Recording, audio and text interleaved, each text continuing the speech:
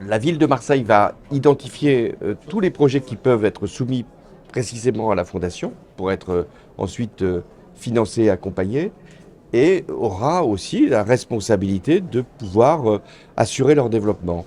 C'est la première fois que la Fondation, qui a été créée donc il y a 10 ans et qui permet de labelliser à peu près une vingtaine de projets par an sur l'innovation sociale, c'est la première fois que la France s'engage, va être avec une collectivité, une grande collectivité, pour encore davantage porter des projets de développement. Donc je suis très heureux que la ville de Marseille, qui fait déjà beaucoup pour l'économie sociale et solidaire, ait eu ce partenariat avec la Fondation. Marseille, qui est particulièrement innovante, peut-être aussi parce que la nécessité, si je puis dire, fait l'engagement, parce que c'est plus difficile, parce qu'il y a plus de problèmes qui quelquefois trouvent leur solution par l'innovation, par l'engagement, par l'initiative, et qu'on ne peut pas tout attendre, ça c'est vrai, de la collectivité publique ou de l'État, même si le rôle de l'État, et ici à Marseille de la collectivité, c'est à un moment de donner le coup de pouce, l'accompagnement, la compétence, puisque dans la convention qu'il y aura avec la ville de Marseille, il y aura des fonctionnaires de la ville de Marseille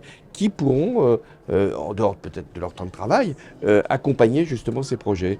Et on voit bien qu'une ville qui a l'innovation au cœur, que ce soit l'innovation économique, l'innovation culturelle, parce qu'il y a aussi à Marseille beaucoup d'exemples, eh bien, met l'innovation sociale comme un moteur de son propre dynamisme. Il n'y a pas le social d'un côté, l'économique de l'autre. Là, ça se confond. Parce que la plupart des projets qui sont ici développés, labellisés et engagés, eh bien, ont créé des emplois, ont permis de réinsérer, ont permis d'avoir une activité marchande, hein, plus souvent, et d'avoir des recettes qui peuvent être tirées de cet engagement de l'économie sociale et solidaire.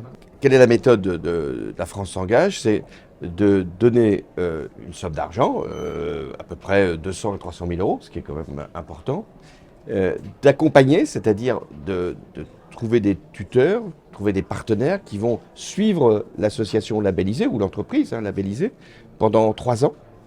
Et enfin, avec le label qui est attribué, eh bien, ça rassure la collectivité ici Marseille, mais ça rassure aussi d'autres partenaires financiers et qui permet ainsi, par cette confiance donnée, de développer le projet, enfin de développer ce qui existe déjà.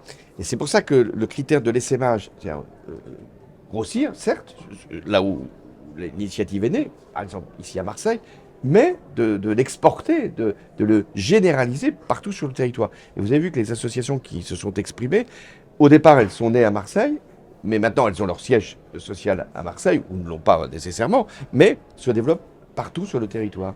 Et ça, c'est aussi une fierté, je pense, pour la ville de Marseille, et le but de la Fondation, puisque le but de la Fondation, c'est pas simplement de faire des aides ponctuelles, des aides locales.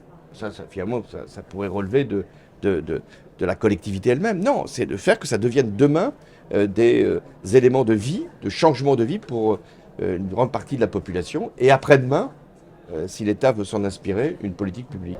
Ben, vous voyez, on peut vivre sans gouvernement et avoir plein d'initiatives, plein de projets, plein de mouvements. Et heureusement que les collectivités sont là aussi dans cette période. Mais heureusement, si je veux regarder ce qui se passe, l'État, lui, est toujours là. Il y a ce qu'on appelle la continuité de l'État. Je veux saluer ici les fonctionnaires, à quelque niveau qu'ils appartiennent dans la hiérarchie, de permettre que le pays puisse fonctionner. Il a fonctionné pendant les Jeux Olympiques, il fonctionne encore aujourd'hui. Enfin, il vaudrait mieux quand même qu'il y ait un gouvernement.